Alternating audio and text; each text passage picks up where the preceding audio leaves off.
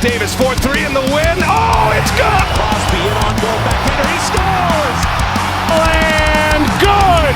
49ers win it! Hello, Loki Legion. This was an insane trade deadline. I think I've seen in any sport. So I'm gonna go over the recent notable transactions that happened today. When I mean notable, I mean all of them that have happened in the last week or so. There are over 20 trades to talk about, so sit back, relax, get a drink or a snack while I break all these trades down and explain their purposes. Especially some of these multi-team trades are a little weird, but without further ado, let's get into them. The first trade I want to talk about would be the Celtics trading away this only as a salary dump, saves around $7 million and a roster spot, so nothing too crazy there, just saving up some space. The second trade was the Rui Hachimura trade to the Lakers and Kendrick Nunn. I talked about this one, but so far it's looked pretty good, and it was a big part of the trade deadline moves Rob Pelinka made. So overall, it was good for the Lakers. They got some much needed wing depth, and then they were kind of able to replenish some of those second round picks. I'll talk more about that in a minute, though.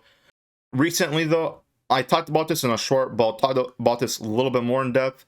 Kyrie Irving and Markieff Morris were sent to Dallas for Spencer Dinwiddie, Dorian Finney-Smith, an unprotected 2029 first round pick, 2027, and 2029 second round picks. So Cuban gets Luka Doncic some much needed help, especially with another ball handler and Kyrie Irving, and they look pretty good so far. Obviously, it's just one game, but still. Also, I don't think they care about the picks. They want to make sure they're getting as much of a championship window with Luka right now as much as they can. So overall, I think it's a pretty good trade for the Mavericks. The only thing is, you kind of lose out on a lot of the wing depth that Brooklyn got. But the only thing with the Brooklyn side of things is that I was assuming they would have Spencer Dinwiddie and Finney-Smith, especially so they can help out Kevin Durant. But obviously, that did not happen that way. I'll talk more about that in a minute, though. Next up, for the fourth trade to have up, would be Dwayne Dedmon and a second round pick to the Spurs. It frees up a salary spot and also a roster spot for the Heat, saves them a bit of money, and then the Spurs get a take on a pick so they can absorb that contract, and they're gonna release him. I believe he already got released, so yeah, just another kind of roster cleanup move. Next trade would be the Kings getting Kessler Edwards from the Nets for David McAnuno. Edwards is a solid wing defender, rotational piece, so he's gonna help Sacramento a lot, especially now that they're trying to do a real playoff push. McAnuno's inactive though, so it's probably just a money move for the Nets, really, and it'll probably stay that way.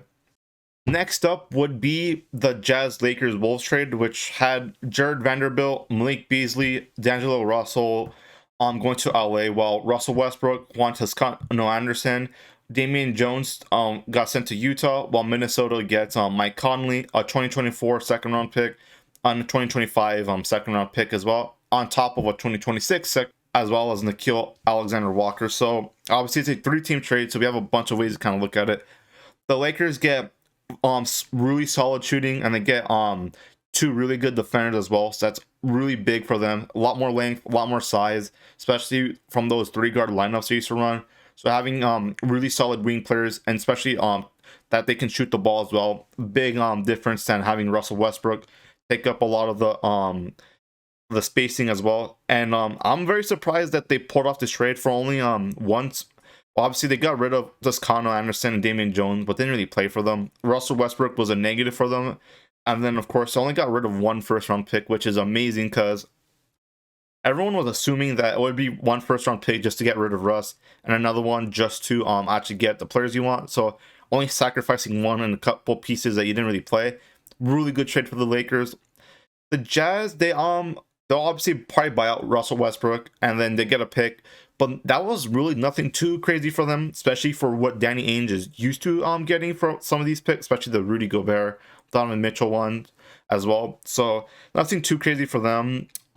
Minnesota, I'm not too sure how to feel about this pick just yet, just because Mike Conley is a little bit more steady than D'Angelo Russell, but the ceiling is obviously not as high. But the reason why they got him is just so over D'Angelo Russell's, because Mike Conley is more of a true kind of prototypical point guard rather than a score first point guard like D'Angelo Russell. So having the reason why they have that is just so they don't have as much mouths to feed, especially once Cat comes back, and they want to have Anthony Edwards take the main shots instead of D'Angelo Russell going forward. So that's going to be pretty interesting to see how Minnesota will go going forward. And I think the Lakers did a really good job with this trade, and the Jazz get a first round pick out of it as well. Next trade we would have would be the Raptors acquiring or not Jacob, Jakob Poeltl for Cam Birch, a 2024 protected first round pick, a 2023 second round pick, and a 2025 second round pick. And this kind of confused a lot of people, myself included, because everyone was going into this trade deadline assuming the Raptors would be trading away players, trying to get assets back instead they got a player. So obviously they're gonna go in for a play-in run, like kind of low seed playoff run. I'm not sure how to feel about that. I'm not sure if that's their best course of action, but it's what they chose. The Spurs get even more assets, more young players. So it's overall it's pretty good for both sides. If Toronto does want to go down the let's still get some sneak in the playoffs kind of mode, while the Spurs are obviously in the rebuild mode. The next trade was an absolute blockbuster that happened almost 11 p.m. last night on West Coast time, and if you're in the it was almost 2 in the morning if you're on the East Coast. So it was the Suns Nets trade that got Kevin Durant, TJ Warren to the Suns for Mikal Bridges, Cameron Johnson, Jay Crowder, a 23, 25, 27, 29 unprotected first, so that's pretty big, and the rights to a 2020 first round swap. An insane blockbuster deal, obviously. If you can get Kevin Durant, that's huge for any team. Kevin Durant's still one of the best players in the league. He was averaging almost 30 points per game off really good efficiency, and then he's a great floor spacer. So that's going to help out the Suns a lot, especially offensively. That's going to really push them over the edge than I thought they were, especially with how Jay Crowder was playing. They're kind of regressed. There were some injuries, so having KD is huge for them. That's just a huge threat for them to get, especially now that Chris Paul is aging. He's a legit number one option. So having Devin Booker as a number 2 will be really interesting to see going forward. And then have to give up DeAndre Ayton, which is also really nice. Obviously, Mikal Bridges, losing him sucks, but if you get KD, you'd rather get KD. And Cameron Johnson, it's KD. You'd rather get KD than any of those guys. So when it comes to that, I think the Suns, obviously, when you get a player of Kevin Durant's level, when you get someone who's as talented as him and has been a big part of going to other teams such as the Warriors and helping them win championships, you're going to be happy with KD, even if you gave up a couple other guys that you developed as well. And if you're the Nets, that just kind of shows that this KD, Kyrie, James Harden, Ben Simmons, whatever era you want to call it, the super team era, it was done once Kyrie was gone, but it's really done now. They have a lot of guys that can play. Just I'm gonna name a few. They have Cameron Thomas, who's a beast now. Nick Claxton, who's a all defensive kind of guy. They have Seth Curry. They have Joe Harris still, and they got Mikal Bridges, Dorian Finney-Smith, Spencer Dinwiddie. A lot of guys that can play, but no real star on the team. So I want to be interested to see how they kind of move on from that. Will they still be competing? Obviously, the trade deadline ended like a couple hours ago, so I wouldn't be surprised if they maybe buy out a player or two and then trade the rest in the offseason. I have no idea, because instead of the definition of a team that would be they're like, when you look at their talent, they're not bad at all, except they just have no stars. They don't have like a true number one guy, at least not yet. At least we have to see what happens there. If Cameron Thomas can keep it at pace, he'd obviously be that kind of guy for them, but we'll really have to see what the Nets do with that. Obviously, that super team era is done. The KD Kyrie experiment is now over, so we have to see what KD and Kyrie do in the West. While James Harden, let's see what he does in Philly, because that was a really hyped era, and then didn't even get to the conference finals once. No championships, nothing really notable won, but that was one hell of a time to be alive for an NBA when you saw that trade go down. Now it's over in almost less than one calendar year. It really just ended like that. The next trade I'd want to talk about would be the Blazers and Knicks trade, and the Blazers traded away Josh Hart for Cam Reddish, a protected first round pick, Ryan Arcidiacono, and CV Mitcook. So the main thing I took away from this trade, it's nothing too crazy. The reason why I believe the Knicks traded away 2 players is just probably because I'm pretty sure they're gonna be aggressive in the buyout market, clears up some money, and then it unites Josh Hart with his old college teammate from Villanova with Jalen Brunson. So we'll have to see how that kind of ends up. Bob it helps the Knicks kind of win now a little bit, and the Blazers get some more young talent. But I'm not too sure what the Blazers was doing, because they obviously didn't trade away Damian Lillard or any of the other pieces. So I'm assuming they'd want to win now, but none of these players are, a lot of these players are developmental guys. So we'll really have to see what they are planning on doing in the offseason. Who really knows with that? Next trade, this one is a 4-team trade, so bear with me a little bit. This one's going to be a doozy, so stay with me. So the Golden State Warriors sent away James Wiseman, who was the former 2nd overall pick, to the Detroit Pistons. The Detroit Pistons sent Saddiq Bey to the Golden State Warriors, and then from the Warriors, Saddiq Bey got sent to Atlanta, and he got sent for 5 second-round picks. The Warriors used those 5 second-round picks from Portland, so they can get Gary Payton II.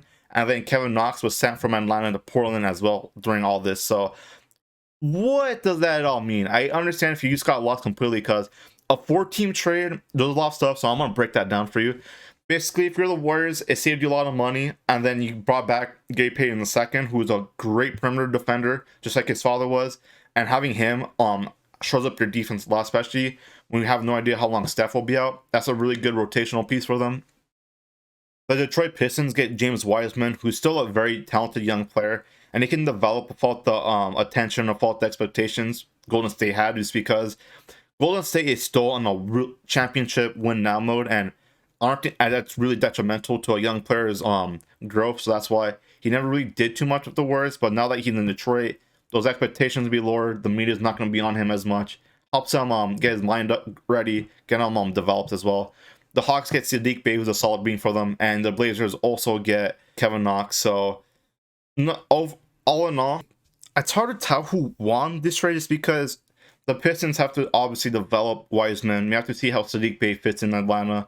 We have to see what the Warriors, how they end up doing in the season. So this will have to be a trade we have to look back in a couple months from now. But really interesting trade to see all these assets being flipped around back and forth. So really crazy trade. But basically, long story short, Warriors bring back Gary Payton II, and then the Blazers get a ton of second-round picks. Wiseman goes to the Pistons.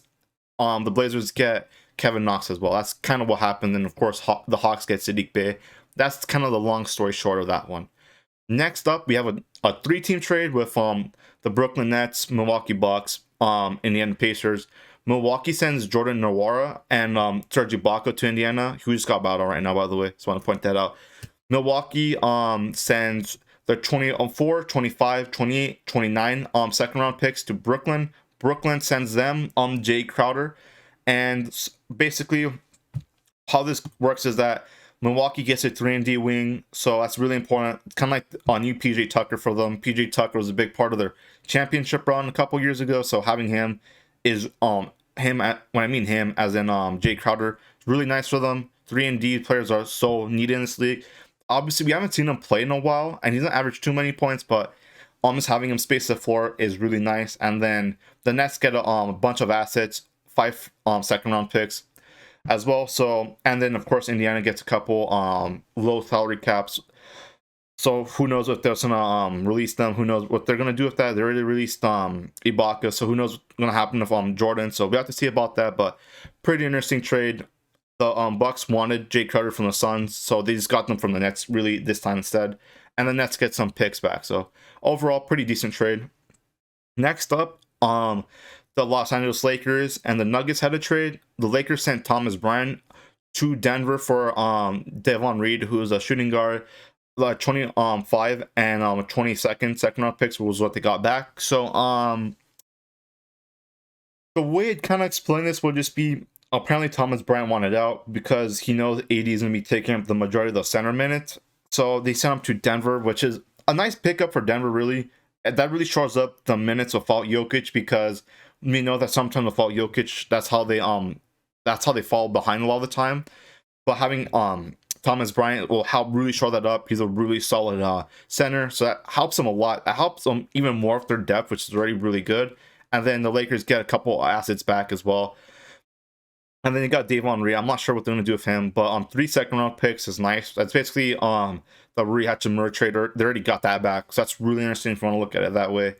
But that's a really good... I think Denver won this trade just because they got a really good backup center. But we'll have to see what the Lakers do with those second-round picks, maybe in the offseason or when actually using them in the draft, just because overall they've hit on some second-round picks. Well, so I'll be interested to see how that goes going forward.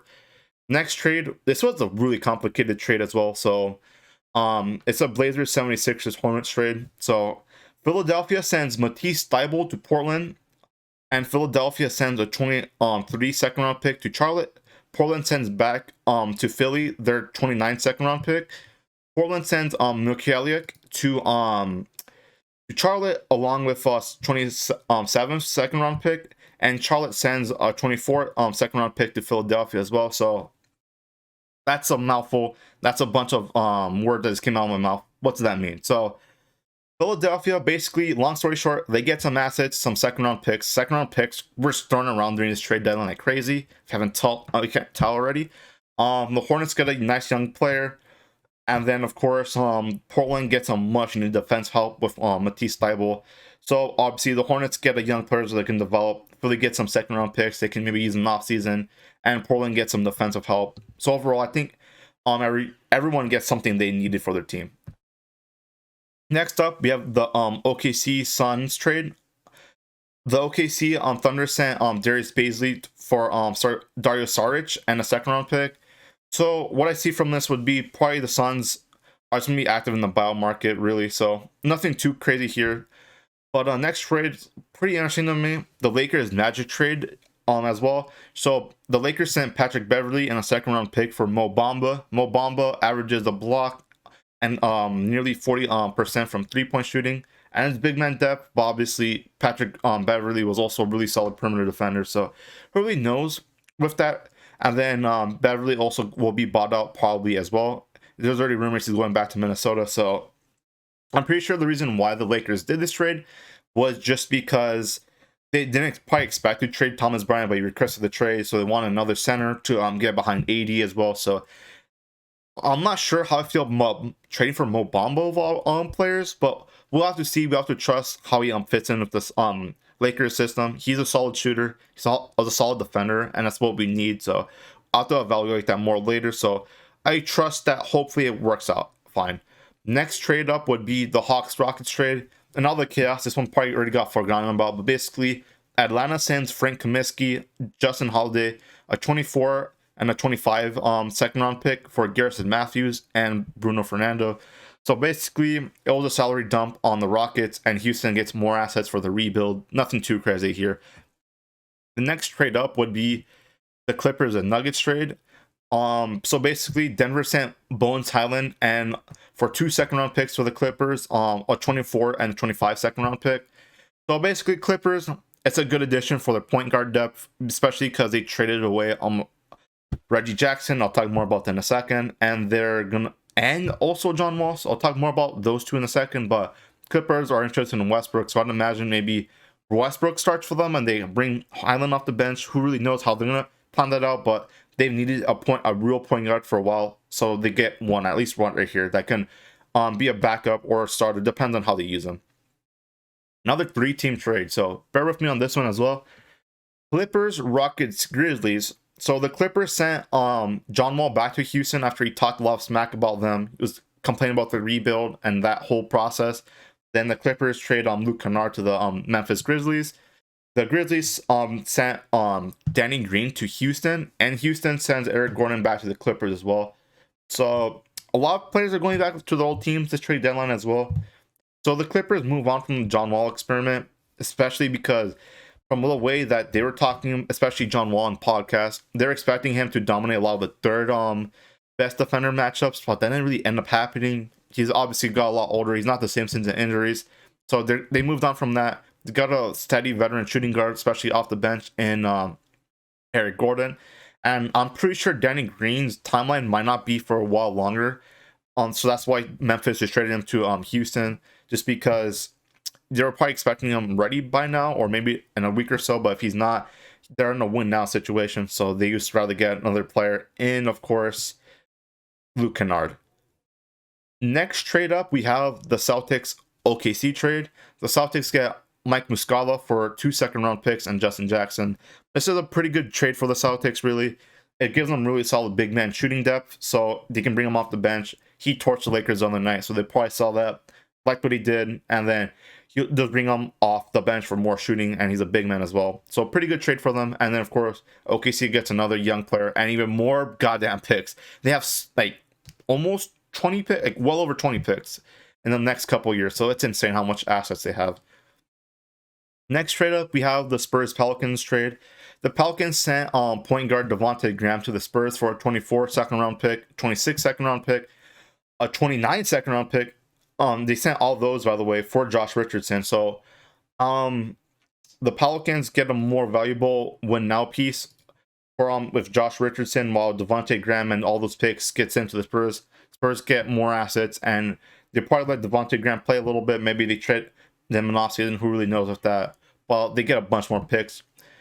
And the last trade we have would be the Clippers Hornets trade, and this is a pretty big trade. The Clippers sent point guard Reggie Jackson and a 28 second round pick for Mason Plumlee.